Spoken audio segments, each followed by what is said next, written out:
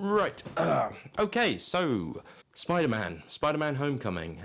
This is the first Tom Holland Spider-Man movie. They are actually right now filming the new Spider-Man movie, which is exciting because I like Tom Holland as Spider-Man and I like his movies. I think they're actually pretty good. And yeah, this one's pretty good as well. It's not as good as obviously the Sam Raimi trilogy. I think it's a very different kind of Spider-Man film because it's a little bit more happy-go-lucky, if you know what I mean. Like this Spider-Man doesn't have an Uncle Ben death, or at least not yet. Not yet. We'll get to that later. But like this just sort of feels like a sort of a more happy kind of fun, low stakes kind of movie, like where the whole world isn't in jeopardy. You know, it's the main villain is the Vulture, and all he's trying to do is just steal some alien weapons, some alien technology, and that's it. And it just so he can sell it on or whatever, do whatever he wants with it. But it's not like he wants to blow up the whole entire world or whatever. But no, I do enjoy this film. I like the way it starts off. Like he's just having fun being Spider-Man. You know, he's solving like little crimes, stopping robbers from stealing bikes and whatnot. You know, he's just this friendly neighborhood Spider-Man, and it's quite nice. And I like the way that it starts off with him filming himself doing like a sort of a vlog when he's in that airport sequence. And yeah, actually, yeah, Robert Downey Jr. is in this film quite a lot. Happy Hogan's in it, and yeah, Iron Man's in it. Like it was kind of cool that Robert Downey Jr. was in this because like seeing him more is never a bad thing. You know, seeing him in like Civil War and seeing him here in this film, you know, like he was kind of like, you know, he's the big name actor, you know, and if you want people to come and see the film, you put Robert Downey Jr. in your film. That's how you print money. Hollywood, baby. But no, I do like this film. I like Michael Keaton as the Vulture, and I like all of his goons, like his henchmen dudes. They're all right. It obviously does change a few things, like Mary Jane isn't a ginger redhead, and you know it is kind of like a very small scale high school movie, like with like he's got his best friend like Ned, who's honestly like I love Ned. Ned's great. You know, he just wants to build the Death Star out of Lego. I love Ned. Ned is kind of like me, really. I just want to build Lego, you know.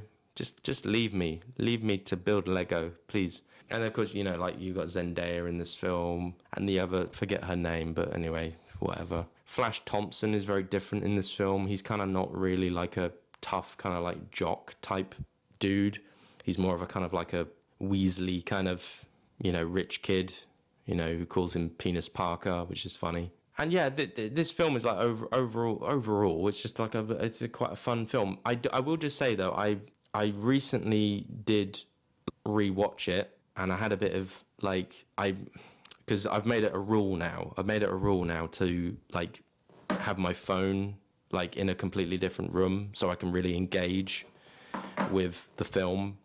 But for this particular film, I had my phone with me, and so I kind of just like I was watching it, and I just couldn't help but just like start looking at my phone and start like doom scrolling. So I don't know, like it's kind of a film that, because I think it's very low stakes and it's not as engaging as the Tobey Maguire movies. I would say it's better than Andrew Garfield, but at least Andrew Garfield like does go through like more of an emotional kind of journey, more of a sad kind of journey. But the point I'm just trying to make is that it's not as engaging as those movies. Like you really feel for Peter Parker in those movies. Like you feel like, oh my God, he's literally like, it's the worst thing in the world being a superhero, you know, like having all this responsibility. And this Peter Parker just seems to be like loving life and enjoying himself, and it seems a little bit more happy and stuff. It's a happy movie, you know. It'll make you smile. And yeah, I mean, again, I like, you know, I didn't go and see this at the cinema. Again,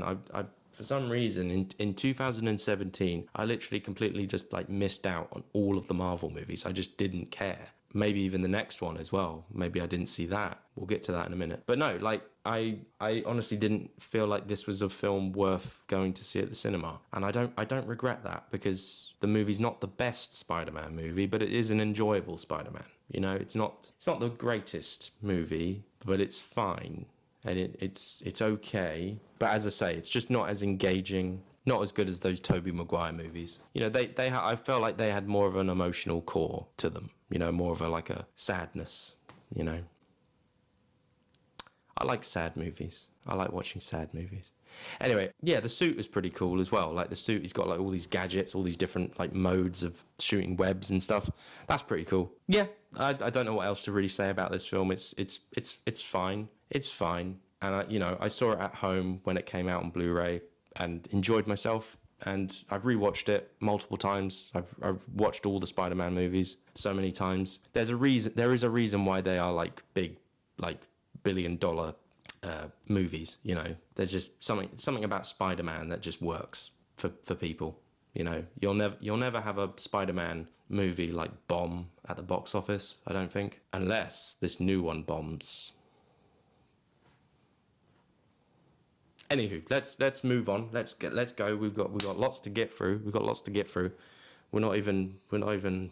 Well, are we halfway? Yeah, I think we're halfway. Yeah. Anyway, okay.